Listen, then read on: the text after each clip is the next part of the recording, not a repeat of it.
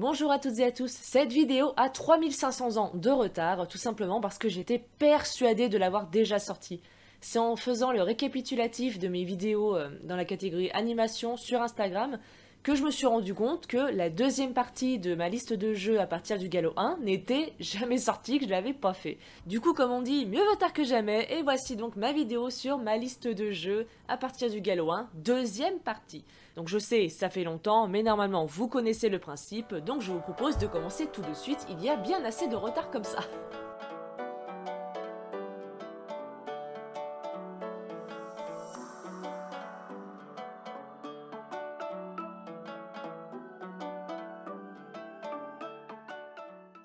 Alors pour ce premier jeu, vous aurez besoin de 2 gobelets et de piquets, alors du même nombre de cavaliers qu'il y a dans chaque équipe.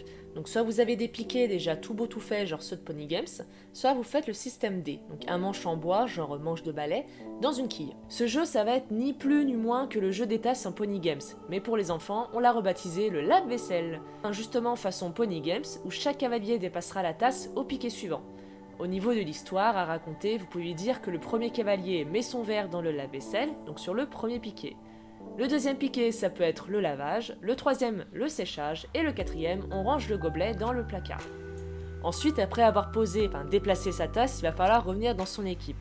Donc pour ça, si vous voulez vraiment qu'il n'y ait pas de triche, genre qu'un cavalier coupe, pour pas qu'il y en ait un qui passe derrière le deuxième piquet, un qui passe derrière le quatrième, vous mettez une quille au bout de la ligne, et le cavalier va être obligé de passer derrière la quille avant de revenir à son équipe côté piste. Donc ça peut être une solution pour les forcer à vraiment aller jusqu'au bout et que ce soit équitable pour tout le monde.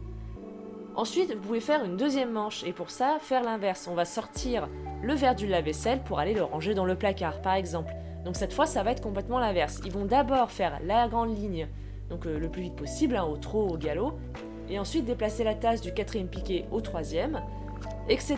Le deuxième cavalier va partir faire la ligne droite pour ensuite prendre la tasse au troisième piquet et le poser au deuxième, etc. Pour ce jeu, vous aurez besoin de 2 plots, de 2 piquets et d'anneaux au nombre dépendant du nombre de cavaliers. Pour les anneaux, histoire de bien différencier les équipes, c'est bien de mettre soit une couleur par équipe, si vous en avez assez, soit rassembler des nuances de couleurs qui se ressemblent, par exemple des anneaux bleus et violets d'un côté et des anneaux rouges et oranges de l'autre.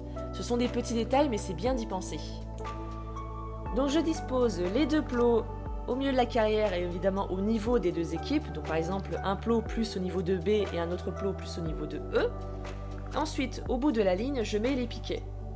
Vous pouvez aussi rajouter des quilles, par exemple pour vraiment forcer à aller dans le coin et comme pour le jeu précédent, faire en sorte que ce soit plus équitable au niveau de retour sur la piste.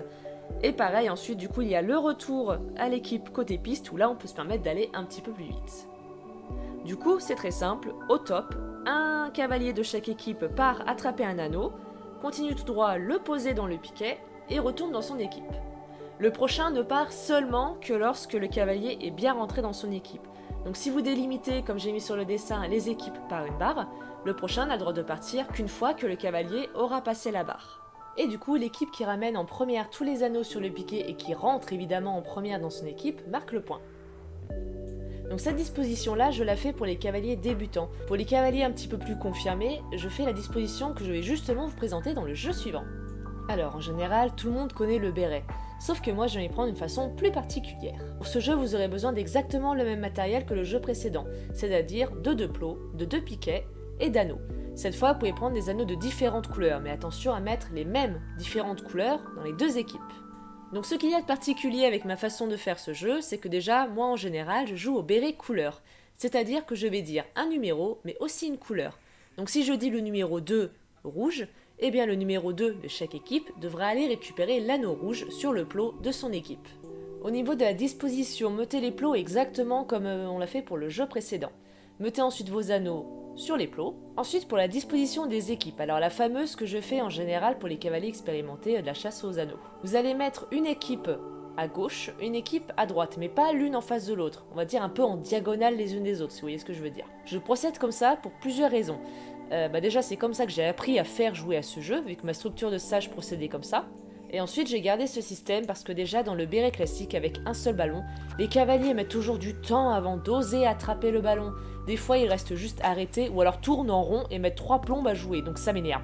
Ensuite, parce qu'avec cette disposition, vos cavaliers vont avoir chacun leur propre objet à attraper, et en plus ils vont faire un tour de carrière presque complet avant de retourner dans leur équipe.